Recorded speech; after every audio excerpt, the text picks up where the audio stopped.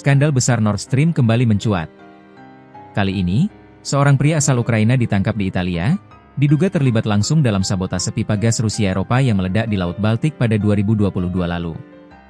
Penangkapan ini bisa menjadi titik balik besar dalam kasus internasional yang hingga kini masih penuh misteri. Nama tersangka, Serhii K., warga Ukraina. Ditangkap di Rimini, Italia pada 21 Agustus 2025 malam. Diduga sebagai koordinator kelompok yang meledakkan Nord Stream. Menghadapi ekstradisi ke Jerman.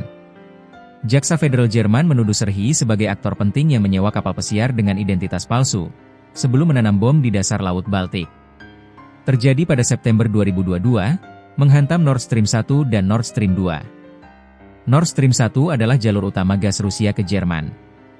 Nord Stream 2 belum sempat beroperasi tapi sudah kontroversial. Ledakan terjadi saat Eropa ditekan untuk mengurangi ketergantungan pada energi Rusia pasca invasi Ukraina. Ledakan ini bukan hanya soal infrastruktur, tapi juga geopolitik, energi, perang, dan siapa yang mengendalikan aliran gas ke Eropa. Investigasi menemukan jejak bahan peledak di kapal Andromeda pada 2023. Kapal itu disewa dengan dokumen palsu, diduga digunakan untuk operasi sabotase. Jerman menyebut, penangkapan ini sebagai terobosan penting.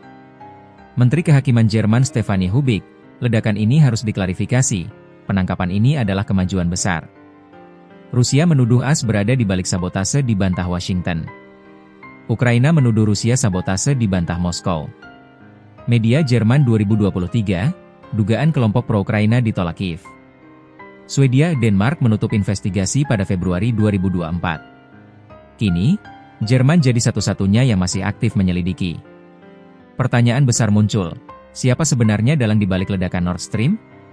Amerika, Rusia, atau kelompok independen pro-Ukraina? Jika Ukraina terbukti terlibat bisa merusak hubungannya dengan sekutu Eropa. Eropa sempat menderita krisis energi pasca ledakan, harga gas melonjak. Dukungan Eropa untuk Ukraina bisa goyah bila tuduhan ini terbukti. Bagi Ukraina, kasus ini bukan sekadar kriminal, tapi juga soal kepercayaan internasional. Sekutu Eropa bisa mempertanyakan, apakah Kiev benar-benar teman yang dapat dipercaya? Hingga kini, tak ada pihak yang mengaku bertanggung jawab. Serhii K. hanyalah satu potongan puzzle dari operasi besar. Motif, pendanaan, dan koordinasi internasional masih samar. Apakah Serhii hanyalah pion? Siapa yang memberi perintah? Dan mengapa Eropa butuh waktu hampir 3 tahun untuk sampai pada titik ini? Penangkapan ini menambah babak baru dalam drama Nord Stream. Namun sampai kebenaran penuh terbongkar, kasus ini akan terus jadi medan perang narasi antara Rusia, Ukraina, dan Barat. Satu hal yang pasti, geopolitik energi tidak pernah sekadar soal gas, tapi tentang kekuasaan global.